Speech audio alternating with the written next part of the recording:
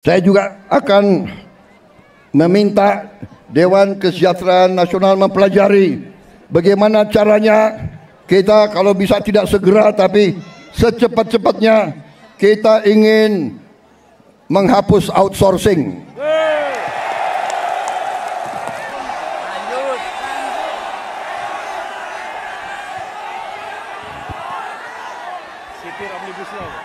Kalian nggak kepanasan?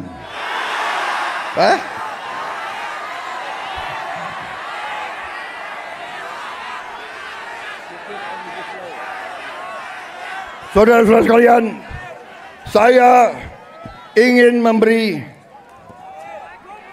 memberi hadiah kepada kaum buruh pada hari ini. Saya akan membentuk segera Dewan Kesejahteraan Buruh Nasional yang akan terdiri dari semua tokoh-tokoh pimpinan buruh seluruh Indonesia, dan mereka tugasnya adalah mempelajari keadaan buruh dan memberi nasihat kepada Presiden mana undang-undang yang nggak beres, yang nggak melindungi buruh, mana regulasi yang nggak benar. Mereka memberi masukan ke saya dan segera akan kita perbaiki, saudara-saudara sekalian.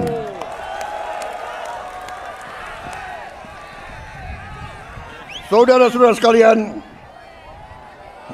kita juga atas saran dari pimpinan buruh, atas saran dari Pak Said Iqbal dan Pak Jumbur, kita akan segera membentuk Satuan Tugas PHK.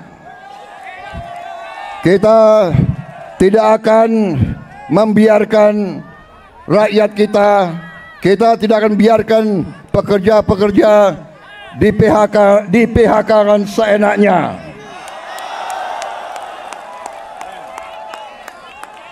Bila perlu tidak ragu-ragu kita, negara akan turun tangan, saudara-saudara sekalian. Saudara-saudara sekalian, juga kita akan segera meloloskan RUU Perlindungan Pekerja Rumah Tangga. Wakil Ketua DPR yang hadir, Pak Dasko, Pak Sufmi melapor ke saya, minggu depan RUU ini segera akan mulai dibahas. Mudah-mudahan tidak lebih dari 3 bulan undang-undang ini akan selesai kita bereskan.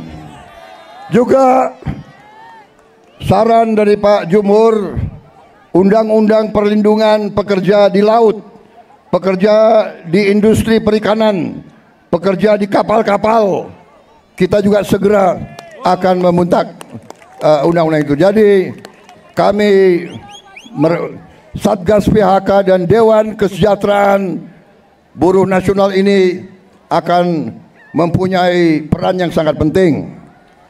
Saudara-saudara sekalian, saya juga akan meminta Dewan Kesejahteraan Nasional mempelajari bagaimana caranya kita kalau bisa tidak segera tapi secepat-cepatnya kita ingin menghapus outsourcing. Tapi saudara-saudara, kita juga harus juga realistis. Kita juga harus menjaga kepentingan para investor juga. Kalau mereka tidak investasi, tidak ada pabrik, kalian tidak bekerja. Jadi kita harus bekerja sama mereka atas usul pimpinan saudara. Dalam waktu dekat saya akan mengadakan suatu pertemuan di Istana Bogor. 150 pimpinan buruh akan saya pertemukan dengan 150 pemimpin-pemimpin perusahaan di Indonesia.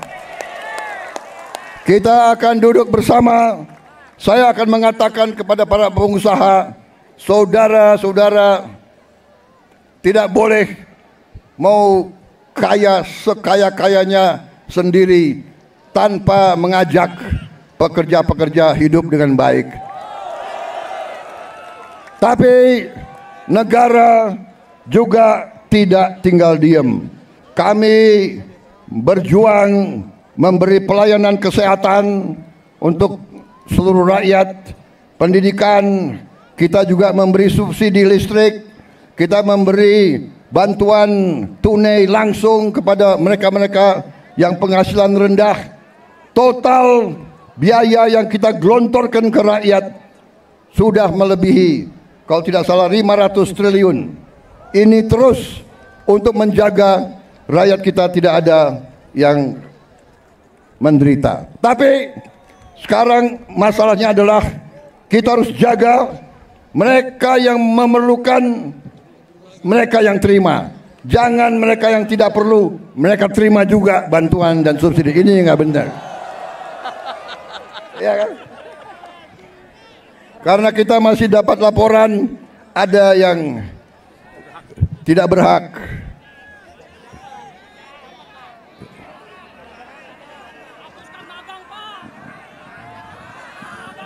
Saudara-saudara sekalian,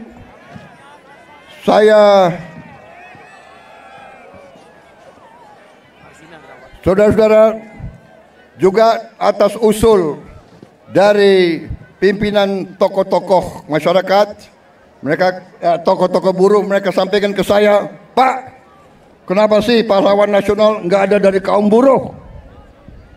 Saya tanya, kalian ada saran nggak? Coba kalian berembuk, usulkan pahlawan dari kaum buruh. Dan mereka sampaikan, Pak, bagaimana kalau Marsinah, Pak? Marsinah jadi pahlawan nasional.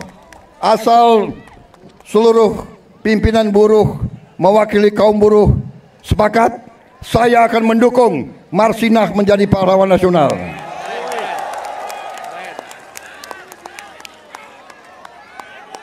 Cukup? Cukup?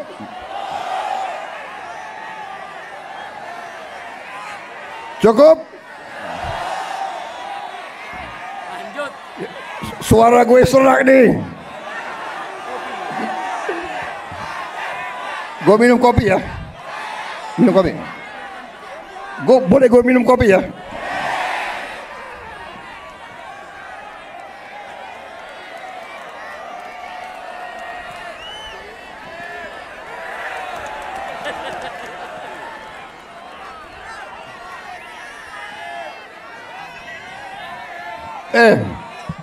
Ini lo yang minta ya.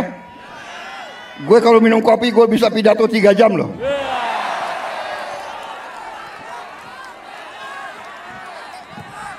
Lo orang gak kepanasan ya?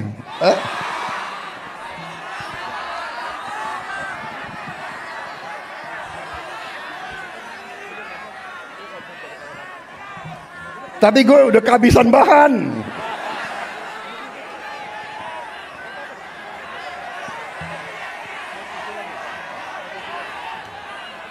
Saudara-saudara, dalam rangka juga pemberantasan korupsi, saya mendukung undang-undang perampasan aset. Saya mendukung. Enak aja, udah nyolong, nggak mau kembalikan aset, gue tarik aja deh itu. Setuju? Bagaimana? Kita teruskan perlawanan terhadap koruptor. Nanti lu dikasih duit, lu demo untuk koruptor. Hah? Benar ya? Awas lu. Gue heran di Indonesia ada demo mendukung koruptor, gue heran tuh.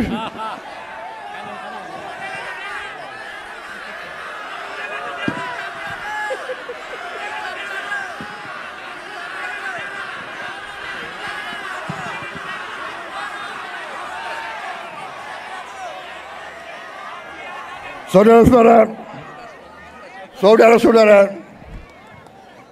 saya punya teori ekonomi sangat sederhana.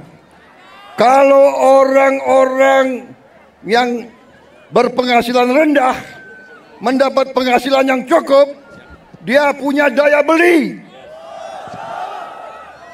Kalau lo orang gajinya cukup, pasti lo ingin beli barang, benar nggak? Lo pasti ingin beli sepatu untuk anakmu, ingin beli baju untuk istrimu, ingin beli motor untuk dirimu sendiri, benar?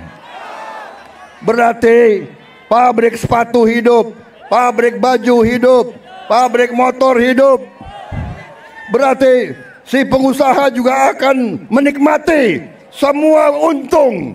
Berarti mari kita bangun Indonesia. Mari kita jaga kekayaan Indonesia, supaya kekayaan Indonesia dinikmati oleh seluruh rakyat Indonesia. Saudara-saudara, kita akan tegakkan undang-undang yang benar.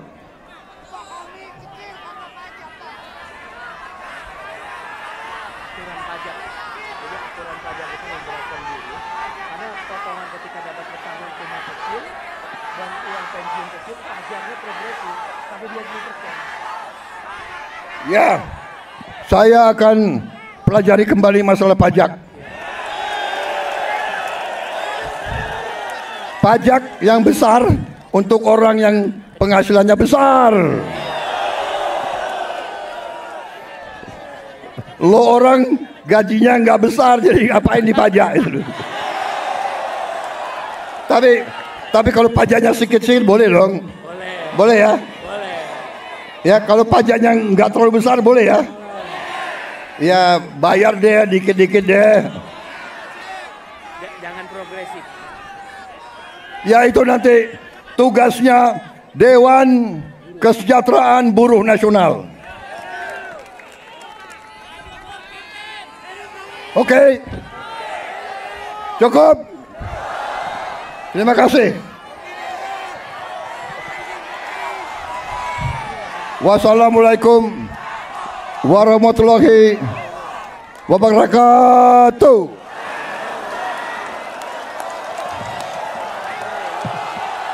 Terima kasih.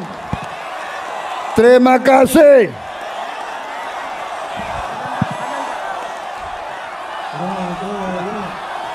Depan, Pak. Terima kasih. Terima kasih. Kalian pada sabar menunggu saya. Kalian panas-panas mau dengarkan pidato saya. Terima kasih.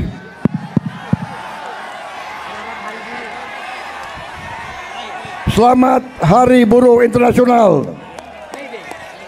May Day, semoga Tuhan Maha Besar melindungi kita semua. Semoga kita bekerja terus bersama-sama. Saya minta dukunganmu, saya minta bantuanmu. Bersama-sama kita selamatkan kekayaan rakyat, kekayaan negara kita. Kekayaan rakyat, kekayaan negara harus dinikmati oleh seluruh rakyat Indonesia.